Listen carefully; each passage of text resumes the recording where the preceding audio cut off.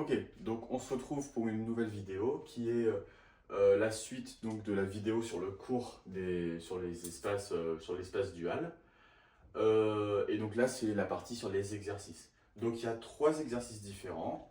Le premier, donc on va être dans R2, on aura une base bêta constituée de deux vecteurs V1 et V2, et on devra trouver de deux façons différentes la base duale bêta étoile. Ensuite, le deuxième exo, ça sera dans l'espace des fonctions continues du fermé 0,1 dans R. Donc on prendra l'espace engendré par F1 et F2, où F1 et F2 sont respectivement les fonctions qui associent 1 et x. Et le but, c'est de trouver la base duale associée à F1 et F2. Et puis le troisième exercice, on aura F un sous-espace de E, où E c'est un R espace vectoriel qui est Rn. F c'est simplement le sous-espace engendré par les coordonnées paires, ok. Et le but, ce sera de trouver l'orthogonale de F. Donc, on va pouvoir commencer en faisant l'exercice 1. Donc, commençons. On a ces deux vecteurs-là qui forment une base de R2. Donc ça, c'est vérifiable, hein. Si on regarde la matrice associée, on voit que son déterminant est non nul. Donc, on a bien une base. On va faire de deux façons différentes. Donc, la première, ça va être la façon la plus rapide, on va dire, en utilisant un des exemples qu'on avait vu dans la vidéo sur le cours, nous disant que la base duale associée à V1 et V2, c'est simplement les lignes de la matrice inverse. Donc, on va rapidement faire cette matrice. Donc, la matrice A, qui est simplement 1, 1, 2, moins 1. On va l'inverser. Donc, A-1, c'est 1 sur... Donc, c'est pour ça que j'ai pris une 2, 2, hein, parce qu'on peut faire facilement, l'inverser. Donc déjà, le déterminant de ça, donc c'est moins 1, moins 2, c'est moins 3. Donc je vais mettre moins 1 tiers. Et ensuite, vous connaissez... Hop, donc on inverse ces deux éléments et eux, ils deviennent négatifs. Et donc ça nous donne 1 tiers de 1, 2, 1, moins 1. Voilà. Et donc, on a directement que mon vecteur 1, ok, si je l'applique à un vecteur de R2, x, y, il me renverra, donc il annule, c'est le premier, 1 tiers de x plus 2 tiers de y.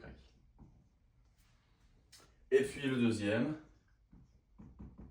V2 étoile, eh bien, à x, y, il associera 1 tiers de x moins 1 tiers de y. Voilà, donc on a trouvé nos deux vecteurs de notre espace dual. Maintenant, on va le voir d'une autre façon. Donc, ce qu'on va faire, c'est qu'on va les garder ici. Et on va voir si avec la deuxième façon, on arrive à les... On retrouve... Bon, normalement, on retrouvera les bons. Hein. C'est même certain. Mais bon, au moins,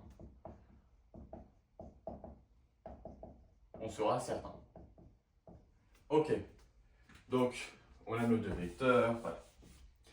La deuxième façon, c'est une autre façon qui est où en fait il va falloir poser ce qu'on veut. Voilà. Donc, on sait que V1, ok, étoile, AXY, ça associera en fait une combinaison linéaire de XY, alpha X plus bêta Y. Tel que, ben on veut que sur mon premier vecteur de ma base, je vale 1, et sur mon deuxième vecteur de ma base, je vaux 0. Hein. Ça vient du cours qui nous disait que VI étoile sur VJ, c'était le symbole de Kronecker. Donc à partir de ça, on peut en remplacer. V1, c'est le vecteur 1, 1, donc je rentre 1, 1, ça me fait alpha plus bêta égale à 1. Et ensuite, 2 moins 1, ça me fait 2 alpha moins bêta est égal à 0. Donc ça, c'est un système, donc on va le mettre sous forme de système. Et donc, si on résout ça, on garde en haut alpha plus bêta égale à 1. Et en bas, donc, on fait ça moins 2 fois ça. Donc ça me fait du moins 3 bêta est égal à ça moins 2 fois ça, donc moins 2. Et donc finalement, j'obtiens que bêta est égal à 2 tiers et que alpha est égal donc à 1 moins 2 tiers, 1 tiers. Ok? Et donc j'ai que V1 étoile AXY, il m'associera 1 tiers de X plus 2 tiers de Y. Ok? Donc on a bien le premier. Maintenant, regardons le deuxième, et c'est exactement pareil. Donc maintenant, je veux regarder V2 étoile. Donc on va lui donner d'autres constantes, delta et gamma. Donc qu'est-ce qu'on a? On veut que V2 étoile qui évalue V1, ça me donne 0. Et on veut que V2 étoile qui évalue V2, ça donne 1 par rapport à ça. Donc là, qu'est-ce que j'ai? V2 sur V1, donc ça me fait delta plus gamma, ça vaut 0. Et là, ça me fait donc 2 delta moins gamma égale à 1. Donc, on refait le même principe. On résout le système associé. Donc, je vais prendre celle-là, je vais lui enlever comme tout à l'heure. Hein. Donc, delta plus gamma égale à 0. Hein. On peut directement marquer que delta égale à moins gamma. Et puis là, je prends celle-là moins 2 fois celle-là. Donc, j'obtiens moins 3 gamma est égal à ça moins 2 fois ça, ça fait 1. Donc, j'ai quoi? J'ai que gamma, c'est moins 1 tiers. Et donc, delta, c'est 1 tiers. Et donc, finalement, j'ai que V2 étoile évalué en XY, c'est simplement 1 tiers de X plus moins 1 tiers de Y. Et on a bien lui aussi. Ok?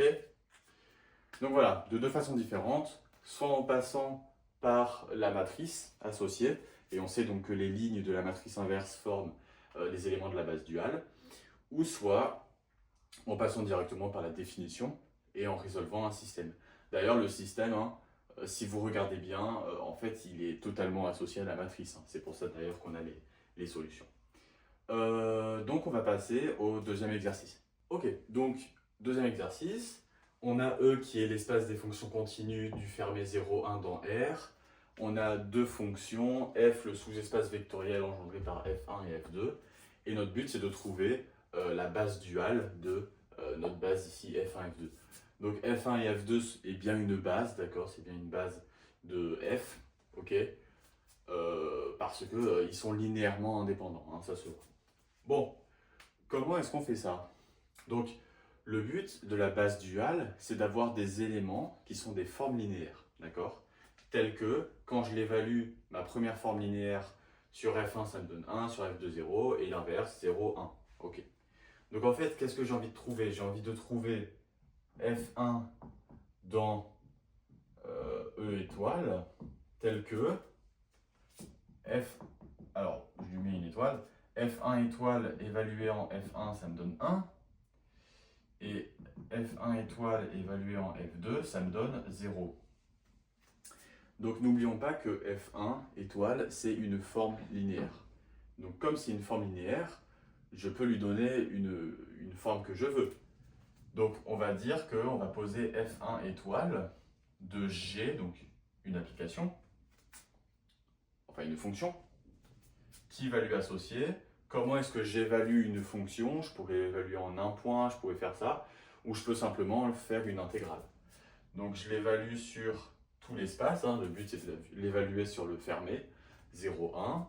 Et donc qu'est-ce que je fais? J'évalue donc ma fonction g de x et je lui rajoute un petit quelque chose que nous on va déterminer pour que ça marche dans tous les cas. Donc notre but, g de x est déjà déterminé, ça va être de déterminer phi1 de x. Ok? Donc phi1 de x, c'est une forme, enfin c'est une fonction, d'accord? Comme ici on prend des fonctions qui vont maximum de degré 1, je vais prendre ici une fonction de degré 1. Donc de la forme ax plus b. Ok? Donc maintenant, en ayant ça, on va résoudre les deux trucs là et on aura trouvé phi1 de x. Donc on prend l'intégrale de 0 à 1. Donc on va calculer le premier. Donc on sait qu'évaluer en f1 ça donne 1. Donc c'est l'intégrale de 0 à 1 de g de x, mais bon là g du coup c'est f1. f1 il vaut 1, d'accord? Donc ça va être simplement phi1 de x dx, et ça vaut 1. Donc maintenant, phi1 de x, je sais l'intégrer sur ces bornes-là, et donc je vais obtenir, je vais obtenir a sur 2 plus b égale à 1.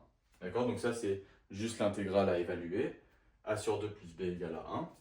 Et puis si je fais pareil pour la deuxième, je sais donc c'est l'intégrale de 0 à 1 de quoi? Donc de x phi 1 de x. Phi 1 de x dx. Et donc ça c'est égal à 0. Et c'est équivalent à dire que a sur 3 plus b sur 2 égale à 0. Donc là, je peux le mettre sous forme de système, hein, parce que les deux sont corrélés. Donc j'obtiens quoi ici? En haut, j'obtiens 2a, enfin a plus 2b égale à 2. Et en bas, j'obtiens 2a plus 3b égale à 0. Et donc maintenant, je vais résoudre ça. J'ai donc a plus 2b égale à 2. Lui moins 2 fois lui, moins 4, donc ça me fait moins b égale à moins 4.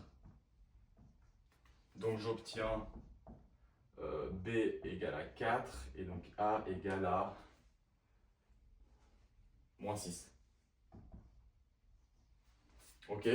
Donc dans mon premier cas, j'ai que phi1 de x est de la forme 4 moins 6x. Et donc, ma forme linéaire donc dans la base duale, AG, elle lui associe l'intégrale de 0 à 1 de 4 moins 6x, g de x, dx. Alors ça, vous pouvez vérifier. Hein. Si vous rentrez, si vous mettez f comme... si vous mettez f1, ok, vous avez juste l'intégrale de 4 moins 6x dx, et l'intégrale de 4 moins 6x dx sur 0, 1, normalement, ça donne bien 1. Et puis si vous le faites sur f2, donc là, ça devient x, donc vous avez l'intégrale de x facteur de 4 moins 6x dx, et ça, normalement, ça donne bien 0. Hein. Donc on a trouvé f1 de g qui est de la forme, hop, je vais le marquer là, 4 moins 6x, g de x dx.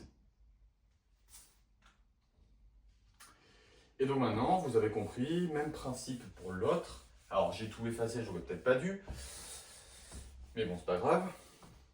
Donc on veut trouver f2 étoile qui annule f1 et qui donne 1 quand on l'évalue en f2.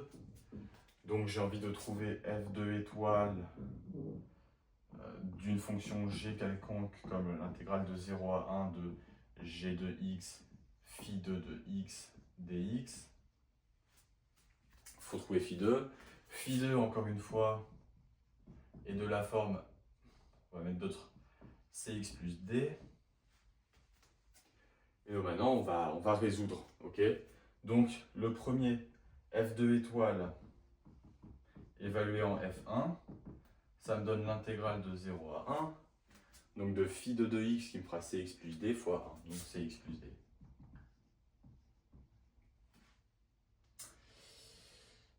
Et ça vaut 0. Donc, si j'évalue, ça me fait du c sur 2 plus d égale 0. Même principe pour l'autre. Évaluant f2, c'est l'intégrale de 0 à 1 de cx carré plus dx facteur de dx. Alors, faut bien, désolé, hein, faut identifier les deux différents. Hein. Je pourrais mettre un... Bon, on va laisser d, mais il faut comprendre que voilà, c'est différent. Égal à 1. Et donc là, j'obtiens c sur 3 plus d sur 2 est égal à 1. Et donc là, comme tout à l'heure, hein, on résout ça. Donc en haut, on a du c plus 2d égale 0. En bas, on a du 2c plus 3d égale à 6. Donc c plus 2d égale 0. Ça, moins 2 fois ça. Ça me fait du moins d égale à 6. Et donc ça nous fait du donc d égale à moins 6. D égale à moins 6. Et c du coup c'est moins 2d, donc ça fait 12.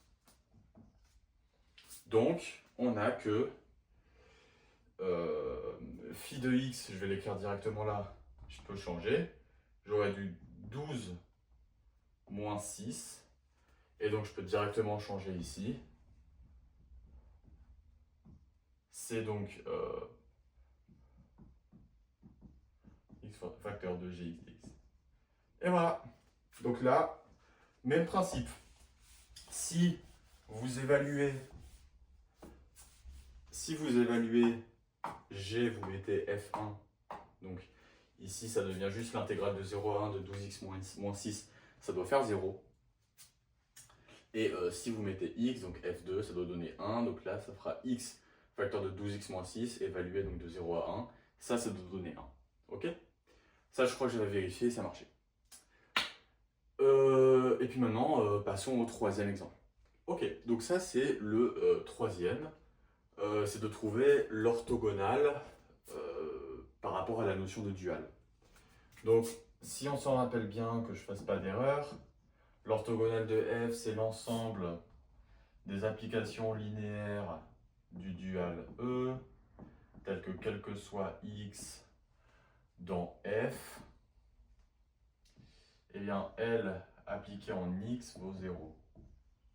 Si je dis pas de conneries, alors normalement c'est bien ça. Donc, qu'est-ce que ça veut dire ça? Ça veut dire que l'orthogonale de f, c'est simplement l'ensemble des applications des formes linéaires qui, à tout élément de x, donne 0. Donc, tout élément de f. Les éléments de f, c'est quoi? C'est juste les coordonnées paires. D'accord? En fait, f, si vous voulez le réécrire, f, c'est l'espace vectoriel engendré par, si vous prenez la base canonique, E2, de toute façon je l'ai pris comme ça, hein, E4, jusqu'à on ne sait pas, mais voilà. Oula. Voilà. Donc ça c'est f. En fait, on est en train de chercher l'ensemble des applications linéaires qui, quand on leur donne des éléments de f, donnent 0. Donc en fait, c'est simplement les applications linéaires qui ne prennent pas en compte nos éléments ici. D'accord? Donc l'orthogonale de f. Alors, l'orthogonale de f, par définition, c'est dans le dual. Donc c'est le dual privé. Et privé de quoi? Privé des applications phi. Avec phi, c'est des applications qui vont donc de E dans R, ok, et qui a des éléments de E, donc on va dire x1 jusqu'à xn, associe la somme des xi, ei, enfin juste des xi pour i pair. Impair. Ça veut dire on prend en compte que les éléments qui ne sont pas dans f. Ok? Voilà. Donc, on vient de voir 3 exercices. Les deux premiers sont assez classiques, le troisième, bon, il est classique aussi, mais c'est juste qu'il parle de l'orthogonale. J'espère que vous aurez bien compris la notion de dual. N'hésitez pas à envoyer des commentaires si vous avez quelques questions dessus. Et puis on se voit pour d'autres vidéos. Allez, à la prochaine.